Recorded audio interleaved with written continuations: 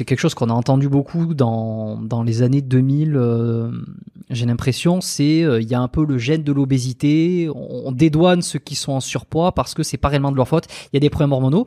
Et puis, dans les années 2010, peut-être 2020, tu vas me dire, tu vas me corriger si je me trompe dans les tendances, mais tout ce que j'ai l'impression, ça a été le contraire opposé.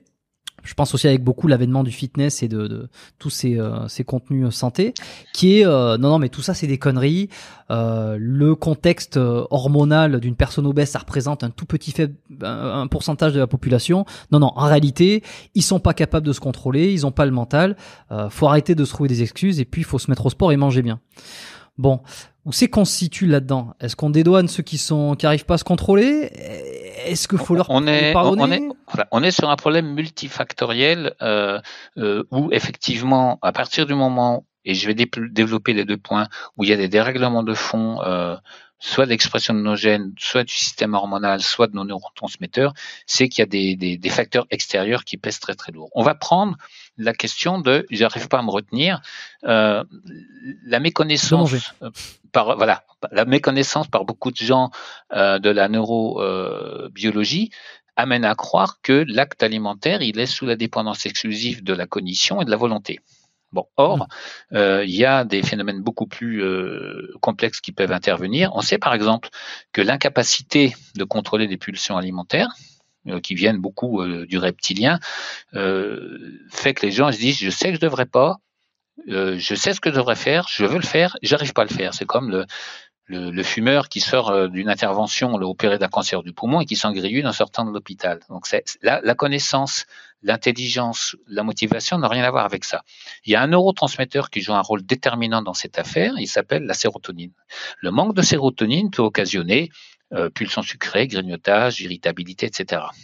Et un certain nombre de situations physiologiques participent à l'effondrement de cette molécule.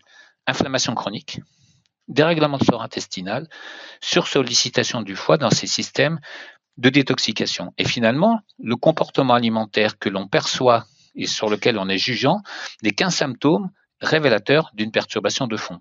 À savoir, moi ce que j'observe au quotidien, quand on corrige des perturbations à l'origine de cet état inflammatoire, les gens reviennent en me disant non pas c'est incroyable votre mantra que je récite à 17h, j'ai plus envie de sucrer. C'est pas ça qui se passe. Ils me disent ça m'est même pas passé par la tête, je n'ai pas eu cette perçu un besoin de sucre qui me paraissait irrationnel. C'est-à-dire que il n'y a pas de problématique de volonté ou pas derrière ça. Je vais prendre un autre exemple, justement sur le fait que ces facteurs environnementaux peuvent complètement modifier le comportement chez une même personne. J'en parle dans mon livre sur comment le microbiote gouverne notre cerveau. Je prends l'exemple d'un footballeur français célèbre, dont je donnerai pas le nom, mais dont le patronyme commence par la dernière lettre de l'alphabet, qui en 1998 se sert de sa tête. On aura du mal à trouver. Qui en 1998 se sert de sa tête pour marquer 2 buts en finale de Coupe du Monde. En plus. Et qui 8 ans après utilise sa tête pour assommer un Italien, se faire exclure à 2 minutes de la fin.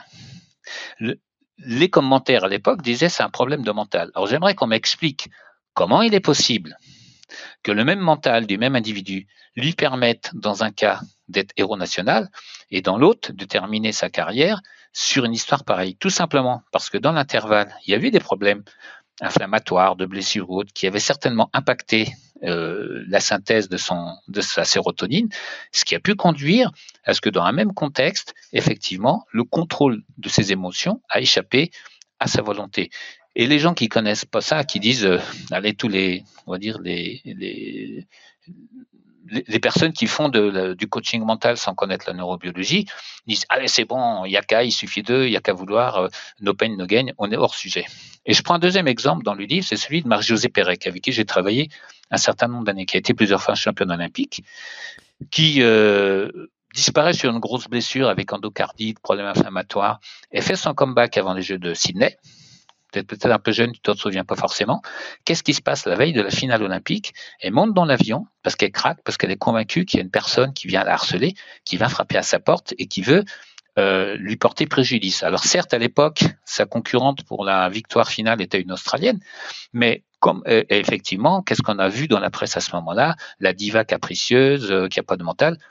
Et les mecs, elle a juste été 2 fois championne olympique. Donc, si la même personne, dans le même contexte, adopte des comportements radicalement différents, c'est qu'il y a des facteurs environnementaux qu'on ne prend jamais en considération, qui influent sur son métabolisme et qui modifient l'équilibre de ces neurotransmetteurs. Et donc une approche systémique, ce que je disais en introduction, m'amène à regarder quels sont les phénomènes immunitaires qui ont pu jouer un rôle. Pourquoi? Dans quelle mesure son alimentation ne permet pas de faire face à ces situations-là? Dans quelle mesure son alimentation ne l'aide pas à fabriquer de la sérotonine? Et dans quelle mesure sa mauvaise appréciation des situations de stress l'amène à faire une espèce de burn-out sportif? Et donc, à partir du moment où on a tous ces outils en main, on se garde de tout jugement de valeur, puisque bien entendu, le déclenchement de la maladie ou le surpoids, ça n'a rien à voir avec l'absence de volonté. Oui, mais alors, bon, moi je veux bien, mais il y a absolument zéro part. Mais est-ce que c'est pas un peu du déterminisme cette histoire, dans le sens où on n'est pas réellement responsable, puisque c'est uniquement notre environnement, donc stress, situation, nutrition, tout ce qu'il y a autour de nous qui influe donc notre perception, qui influe nos prises de décision et nos humeurs. Je veux dire, on a bien, c'est là où c'est compliqué à s'imaginer entre la responsabilisation et le déterminisme, parce qu'on a bien on a un choix, on a le choix de ce qu'on va se mettre dans l'estomac. On a un choix de se conduire par rapport à un stress. Alors le stress intervient sur nous, mais on peut aussi intervenir sur le stress. Donc à un moment donné, si on enlève toute question de motivation et de responsabilité personnelle, mais il reste des choses, je comprends tout à fait le fait qu'il se fasse l'avocat du diable. Il y a un sociologue, donc le professeur Poulain, qui disait on n'est pas des libres mangeurs. Et l'acte alimentaire en soi est quelque chose d'extrêmement anxiogène, c'est-à-dire qu'à tout moment, si on se remet dans l'évolution, même à l'époque du paléo, t'as pas mangé depuis 3 jours, tu chasses une carcasse qui est en train de pourrir au soleil, tu la manges pas, tu meurs du faim, tu la manges, tu peux peut-être mourir. Le même phénomène de questionnement permanent face aux aliments existe et face à cette situation que tous les anthropologues qualifient d'anxiogène, on adopte des comportements répétitifs qui ont la chance, en n'étant pas nouveaux, d'être apaisants. Pour autant, quelle est la responsabilité qu'on a? C'est à divers niveaux de travailler en amont sur l'identification des situations de stress et comment les gérer, sur la pédagogie qui fait que le choix alimentaire qu'on va faire, il doit être éclairé. Et je vois quand on commence à bosser avec des sportifs, j'aborde jamais la question de il faut manger de cette manière-là ou une autre. On part en fait, avec des questionnaires notamment, on parle des manifestations éventuelles des mauvais choix alimentaires sur les problèmes de blessures, d'infection, de mémoire, de concentration. C'est-à-dire que si on met en parallèle l'impact fonctionnel, l'impact symptomatique des choix alimentaires de la personne et la manière dont elle mange, et qu'on peut commencer à faire d'une pédagogie qui est non pas, on va dire, dénuée d'un objectif individuel, mais qui est de dire, voilà, le challenge, c'est si tu arrives à modifier ton alimentation de telle ou telle manière, on va observer si tu te blesses davantage, si tu es plus souvent malade ou autre. Et donc, à partir du moment où il n'y a pas de sens à ce qu'on transmet aux gens, il n'y a aucune raison qu'ils l'appliquent. Quand on dit aux gens pour votre santé, évitez de grignoter la journée, moi j'ai un patient un jour qui m'a dit, moi je m'en fous, je grignote la nuit. Bon, il y a plein de messages comme ça qui sont absurdes. Je prends le temps d'en raconter une histoire comme ça. C'était un patient à l'époque où j'étais dans les Pyrénées-Orientales, donc qui avait 45 ans, qui voulait faire un emprunt pour acheter une baraque, et donc il a dû faire un bilan sanguin. Et son bilan sanguin revient avec cholestérol, triglycérides, tout était dans le rouge. Donc, il a rendez-vous chez le cardiologue, et le cardiologue le reçoit, l'air méchant, lui dit « Monsieur Roach, attention, il faut surveiller votre alimentation. » Et le gars lui dit « Vous savez, ça tombe bien, je suis chasseur, j'ai monté la garde autour du frigo, voir si rien s'échappe. » Bon, parce que bien évidemment, surveiller votre alimentation, tout le monde répète ça, mais c'est comme une prière ou c'est comme quand on écrit sur l'autoroute pendant le Covid, respecter les distances. On ne savait pas si c'était les distances par rapport au véhicule qui était devant ou si c'était les distances par rapport à notre passager. Donc, on se rassure en faisant des phrases toutes faites, mais effectivement, la responsabilité, ça passe aussi, par exemple, par sensibiliser les enfants à c'est quoi un fruit, c'est quoi un légume, la valeur sacrée de l'aliment qu'on met dans la bouche.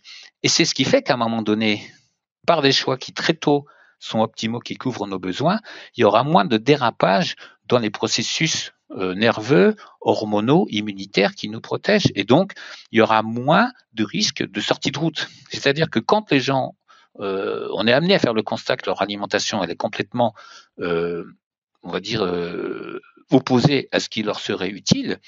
Les deux questions qui se posent, c'est comment on en est arrivé là et quel chemin on prend pour les sensibiliser aux changements à mettre en œuvre. Parce que y a toujours des raisons qui font qu'on mange comme on mange. Et le stress, le fait que le sucre appelle le sucre, que ça modifie l'équilibre de notre flore, qu'il y a une espèce d'intoxication au sucre raffiné qui se fait.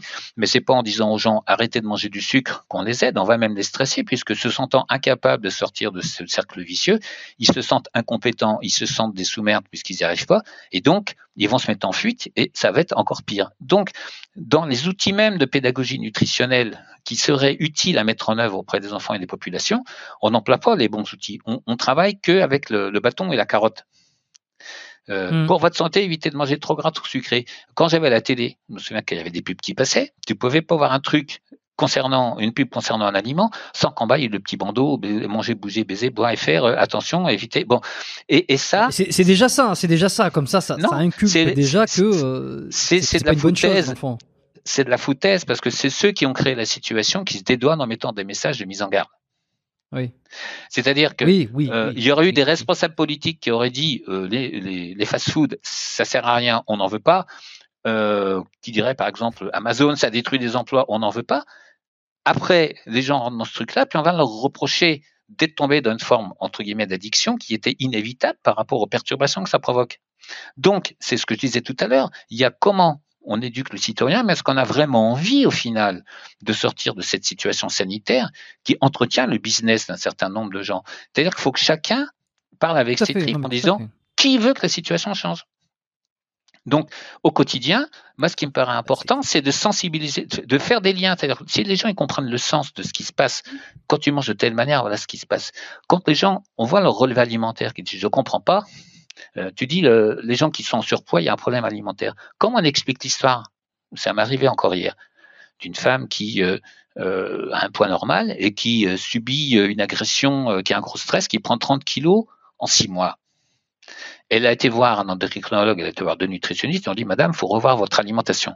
Elle a dit, mais alors comment vous m'expliquez qu'en mangeant comme ça, il y a un an en arrière, je faisais un poids normal? Il dit, non, je pense que vous avez dû changer votre alimentation. C'est-à-dire qu'il y a un déni en plus de la parole du patient. Donc, forcément, puisque le patient est un menteur, c'est forcément qu'il a toujours mal mangé et qu'aujourd'hui, c'est son alimentation qui est responsable. Et ce genre de situation, crois-moi, est beaucoup plus fréquent que ce qu'on imagine. Et c'est pour ça qu'on va aussi travailler sur le lien qu'il y a entre stress, système hormonal, inflammation et effectivement les changements alimentaires. Ils vont être là plutôt pour permettre à tous ces systèmes de bénéficier des molécules qui leur sont utiles pour fonctionner normalement. Tu vois ce que je veux dire? C'est beaucoup plus. Alors évidemment, on va travailler avec le jeûne intermittent, je vais regarder la problématique de stress. On va aussi donner du crédit à l'histoire de la patiente. Quand elle dit, moi j'ai pris 30 kilos en quelques mois après un stress et on me dit que c'est pas vrai, j'ai la double peine. 1, j'ai une souffrance et 2, j'ai pas le droit de la formuler. Et ça, c'est aussi le système médical actuel où le patient qui arrive avec des problématiques, il n'a pas le droit de sortir du cadre de ce qu'on apprend à la fac. Mais je comprends. Et alors, pour me faire l'avocat du diable, comme j'aime bien de l'autre côté, ça veut dire, ouais, mais tout ça, c'est parce que tu expliques, c'est bon, ça semble logique. Je veux dire, tu l'as tué pendant des années, t'es pas un guignol, t'es un expert, donc on peut que t'écouter et te croire. Mais on peut se dire aussi, est-ce que tout ça, ça donne pas des excuses, enfin pas des excuses, mais en tout cas, ça peut conforter dans des situations les gens qui n'atteignent pas des objectifs pondérales, par exemple, de se dire bon mais attends, mais voilà, mais si je change pas, si je suis comme ça, en réalité, c'est pour des choses dont je ne suis pas responsable. Je sais pas, j'ai pas fait de statistiques, je suis incapable de répondre, mais tu vois l'exemple de quelqu'un qui aurait eu un traumatisme psychologique et qui ensuite aurait pris du poids. Est-ce que c'est la majorité des cas? Est-ce que ce sont des cas isolés? Est-ce que c'est pas tout simplement que les personnes se goinfrent en arrière-plan? Je vais faire rager du monde, hein. Est-ce que c'est pas les gens qui se goinfrent en arrière-plan? Alors après, on peut toujours se poser la question, pourquoi ils se goinfrent en arrière-plan? Effectivement, est-ce qu'il y a l'environnement, tout ça? Mais en fait, le contre-penchant de ça qui énerve beaucoup de gens, je pense, c'est le côté, c'est très logique, mais est-ce que ça donne pas un poids supplémentaire aux excuses, aux raisons, qui font que les gens ne vont pas forcément essayer de changer, tu vois. Alors, C'est ce que je vais entendre de la part de coach. Je l'entends déjà, Ouais. tu vois, c'est pour ça. À ton avis, quelle est la part de gens en surpoids qui sont ravis d'être en surpoids et qui ont envie de continuer à grossir?